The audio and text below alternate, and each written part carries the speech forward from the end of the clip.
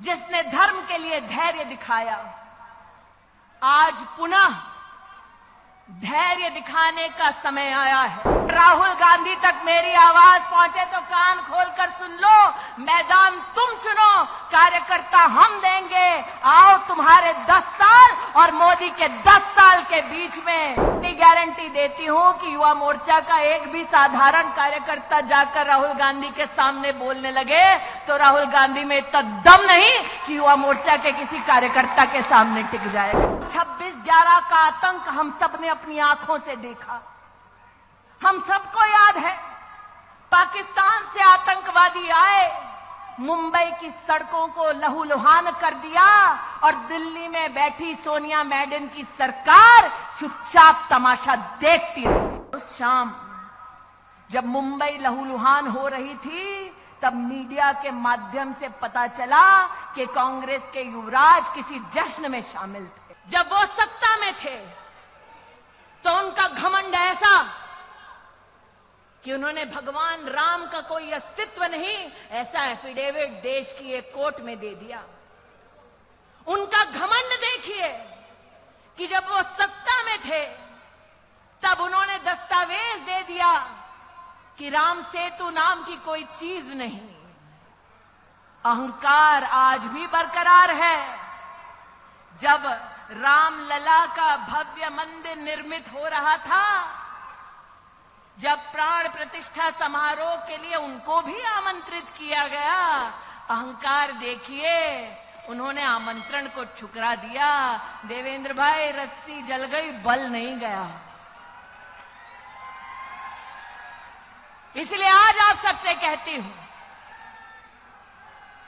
कि हर राम भक्त ने, जिसने धर्म के लिए धैर्य दिखाया, आज पुनः धैर्य दिखाने का समय आया है। हमको उकसाया जाएगा, कुछ लोगों को एआई के माध्यम से, डीपफेक के माध्यम से बरगलाया जाएगा, लेकिन आज हम डंके की चोट पर कह सकते हैं। और अगर राहुल गांधी तक मेरी आवाज पहुंचे तो कान खोलकर सुन लो। मैदान तुम चुनो, कार्यकर्ता हम देंगे। आओ तुम्हारे 10 साल और मोदी के 10 साल के बीच में क्या फर्क है, इस पे चर्चा हो जाए। मैं नहीं कहती मैं जाऊंगी चर्चा के लिए, तब पक्का नहीं आएंगे तेजस्वी, लेकिन इतनी गारंटी देती हूं कि युवा मोर्चा का एक भी साधारण कार्यकर्ता जाकर राहुल गांधी के सामने बोलने लगे तो राहुल गांधी में इतना दम नहीं कि युवा मोर्चा के किसी कार्यकर्ता के सामने टिक जाएगा। और अगर युवा मोर्चा के किसी कार्यकर्ता को यह मौका मिले कि जो अन्याय करने के बाद न्याय यात्रा निकालने का ढोंग कर रहे हैं, उनसे अगर बात करने का मौका मिले, तब एक प्रश्न अपनी दीदी की ओर से जरूर पूछना कि प्रभु राम के अस्तित्व को नकारा, भारत की सेना के शौर्य को धिक्कार कर राहुल गांधी और उसके नेताओं ने देश की संसद में भारत की सेना से प्रमाण मांगा उनके पराक्रम का। मैं उस महाराष्ट्र में काम कर चुकी हूं जहां पर 26/11 का आतंक हम सबने अपनी आंखों से देखा। हम सबको याद है, पाकिस्तान से आतंकवादी आए, मुंबई की सड़कों को लहूलुहान कर दिया और दिल्ली में बैठी सोनिया मैडम की सरकार चुपचाप तमाशा देखती रही। हम सब महाराष्ट्र में इस बात के साक्षी हैं। नितिन जी को याद होगा, गृह मंत्री को उस वक्त कांग्रेस की सरकार में कपड़े बदलने से और प्रेस कॉन्फ्रेंस करने से फुर्सत नहीं मिल रही थी और यहां पर जनता त्राहिमाम कर रही थी कि किसी को तो भेजो ताकि हमारी रक्षा हो सके।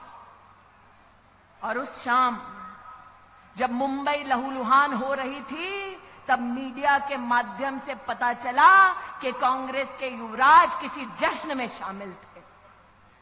वो व्यक्ति जो मुंबई जब लहूलुहान हो रही थी जश्न में शामिल थे, वो भारत की सेना से उनके पराक्रम का तब प्रमाण मानते हैं जब भारत की वायुसेना पाकिस्तान में आसमान चीरते हुए आतंकवादी कैंप्स को ढेर करती है।